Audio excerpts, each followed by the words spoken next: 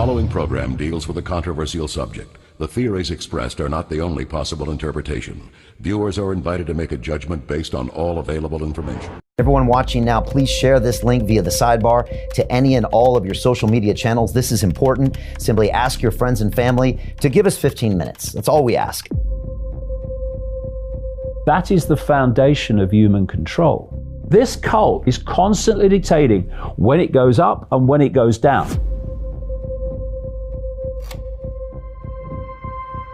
But no one ever talks about it. Why?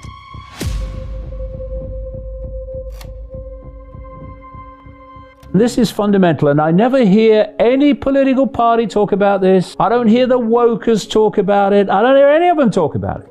This cult has achieved economic dominance on an ever more extreme scale, thus dominance of the choices and freedom of the population, by creating a situation in which they can lend money that doesn't exist, called credit, to the population, and then charge interest on it, and taking as collateral wealth that does exist, land, resources, homes, businesses. And if the population doesn't pay back the credit money that is a figment of the imagination, created out of nothing basically, then the people issuing the credit, i.e. the banking system owned by the cult, gets your wealth that does exist. And through the generations, this exchange of non-existent theoretical money called credit for real wealth and resources has sucked the wealth of the world into the hands of the few. And through that dominance of financial control, they dictate the choices, or lack of them, of the population. And they dictate the choices of black people, white people, Asian people, all different kinds of people and sexualities. Why are governments borrowing money from private banking systems and the population paying interest upon that borrowing? Why aren't the governments issuing their own currency interest-free and lending it to the population interest-free to go about their commerce and go about their lives, creating opportunities and choices that they wouldn't otherwise have? Why are we allowing a privately owned, in the end, by a tiny few people, banking system to issue non-existent credit money and then be able to take the wealth of the people if they don't pay it back? And there's another thing on this. The same people that lend the money, the credit, dictate if the economy goes up or the economy goes down. Thus, they can lend lots of money and there's a boom. And then they can crash the economy and people can't pay back the loans that they took out. So what happens then?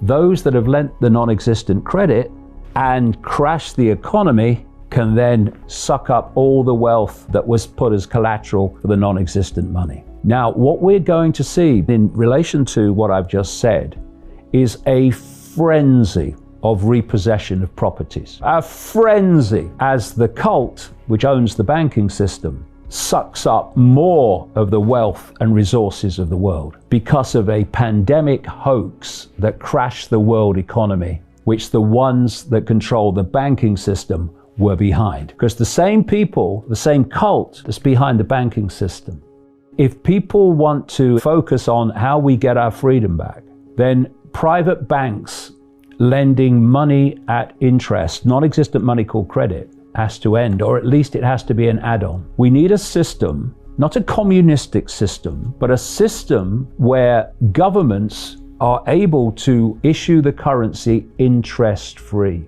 Because you say to people, how is money created? And they say, oh, the government does it. Well, almost entirely it doesn't. Money comes into circulation by private banks lending credit.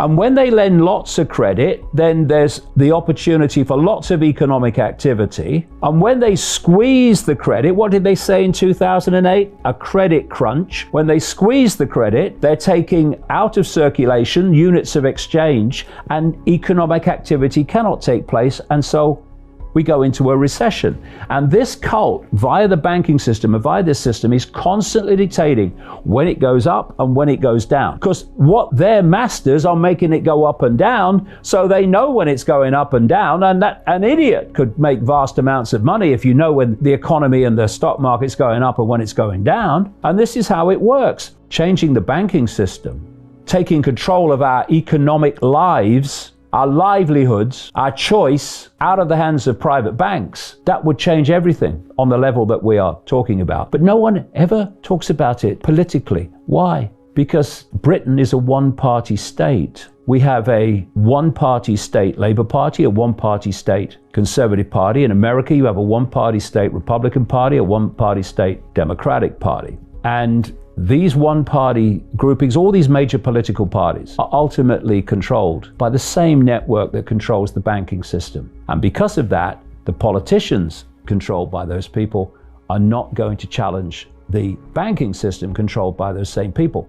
What this whole Marxism tyranny wants to sell is that everyone should be equal. But what does that mean? Everyone should be equal. I would like to play in goal for Manchester United. I'm 68 and I have an arthritic hand. Ain't gonna happen. So what I'm gonna do is something that I can do. And I'm not going to complain that I'm limited, and I'm not going to say that I'm disabled and that it's the system that means I can't play for Manchester United. I look at the situation I'm in and I achieve or seek to achieve on the basis of who I am. I'm a unique individual, so I will achieve in a unique way. This idea that everyone must be the same, it's a race to the bottom. What we need is equality of opportunity so that someone's race or background is not a block on their ability to achieve what they want to achieve, as long as they have the ability to do it. We all have different abilities and different gifts. But what we don't want, surely, is equality of outcome, because that's a race to the bottom. Give people opportunity, and then what they do with that opportunity is entirely up to them. They might say, no, I don't want to take that opportunity. I want to go walking in India. All right, fine. Well, enjoy. But just because you go walking in India and this person achieves something with their opportunity doesn't mean that they're privileged. It means they just took the opportunity and direction of life that was different to yours. To create this equality of opportunity, it's to create a massively, fundamentally more fair economic system where wealth is shared out.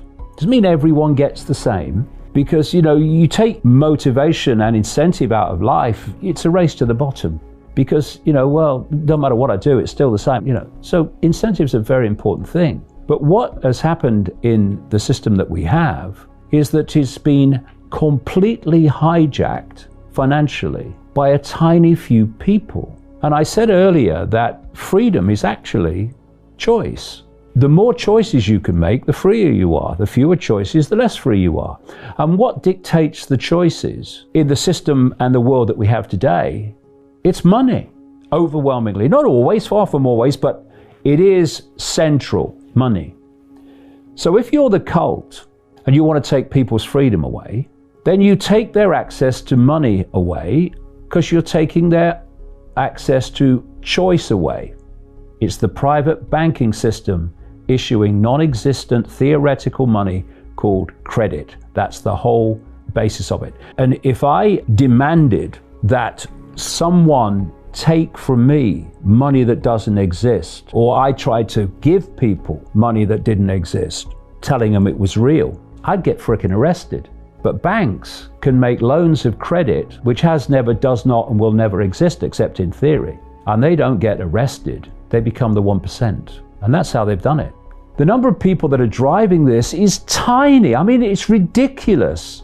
At its core, you'd get it in a room. People say, what are we going to do? Well, you can look for a solution. And, where do solutions usually lead? They lead to more problems that need more solutions. You see it all the time. What's the best way to remove a problem? To remove the frickin' cause of it. You take away the cause of a problem. Don't find a solution to it. Take away the cause, and the problem must cease to exist, because its cause has been deleted.